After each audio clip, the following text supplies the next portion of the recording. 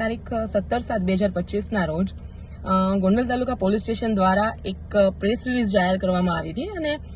દરેક મીડિયા હાઉસને એવી પ્રેસમાં એ રિલીઝમાં એવું જણાવવામાં આવ્યું હતું કે જો એડવોકેટ ભૂમિકા પટેલ એટલે કે હું મારા ઉપર ગોંડલ તાલુકા પોલીસ સ્ટેશનમાં એક ગુનો દાખલ થયો છે, એટલે કે ફરિયાદ નોંધાઈ છે. અને ફરિયાદમાં શું છે કે જે માઇનર છોકરી હતી અમિત ખૂટ કેસમાં જે કાયદાના સંઘર્ષમાં આવેલી બાળ કિશોરી છે એની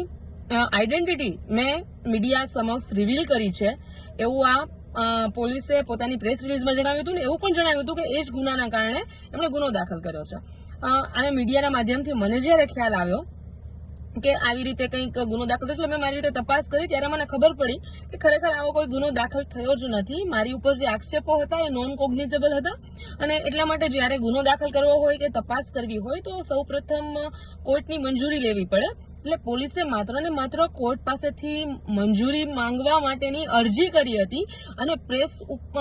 દરેક પ્રેસને એવું જણાવ્યું કે મારી ઉપર ગુનો દાખલ થઈ ગયો છે.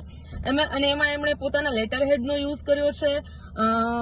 જે ગુજરાત પોલીસ છે એના સિમ્બોલનો યુઝ કર્યો છે અને આવી રીતે ગુજરાત પોલીસના સિમ્બોલનો યુઝ કરીને ખોટી પ્રેસ નોટ બનાવી અને દરેક મીડિયા હાઉસને દરેક ન્યૂઝપેપરને ફોરવર્ડ કરી છે. એટલે એ બાબતની મેં ગોંડલ કોર્ટમાં ગઈકાલે ફરિયાદ દાખલ કરી છે,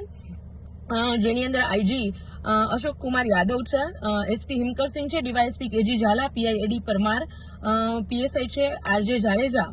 અને એની સાથે છે જે વાલાણી છે એએસઆઈ ગુણવંતભાઈ, એમની ઉપર પણ મેં ફરિયાદ દાખલ કરી છે. જેમાં મારા મુખ્ય આક્ષેપો એવા છે કે એમણે મારી પ્રતિષ્ઠાને હાનિ પહોંચાડી છે, કારણ કે મારી ઉપર કોઈ એફઆઈઆર થઈ જ નથી, કોઈ ગુનો નોંધાયો જ નથી. આમ છતાં એમણે એવી પ્રેસ રિલીઝ આપી છે. સાથે એમણે જે પ્રેસ નોટ બનાવી એમાં એણે લેટર હેડ અને ગુજરાત પોલીસનો ખોટા સિમ્બોલનો ખોટી રીતે યુઝ કર્યો છે, એટલે ખોટું ડોક્યુમેન્ટ ફ્રેમ કર્યું છે. એના માટે પણ આક્ષેપો સહિતની મેં એક ફરિયાદ ગોંડલ કોર્ટમાં આપી છે. અને આજે તમામ જે કંઈ પણ થયેલું છે એ તમામ માત્ર ને માત્ર હું આ કેસમાંથી હટી જાઉં, એ લોકોના દબાણમાં આવી જાઉં અને એ લોકોને ખુલ્લું મેદાન મળી જાય જેમ કરવું છે ગેરકાયદેસર પ્રવૃત્તિ કરવા માટેનું, એટલા માટે થઈ અને મારી પ્રતિષ્ઠાને હાનિ પહોંચાડવા માટે આવી ખોટી પ્રેસ રિલીઝ આપવામાં આવી છે. અને એ લોકો પાસે એવો કોઈ સપોર્ટિવ એવિડન્સ પણ નથી કે જેમાં એ બતાવી શકે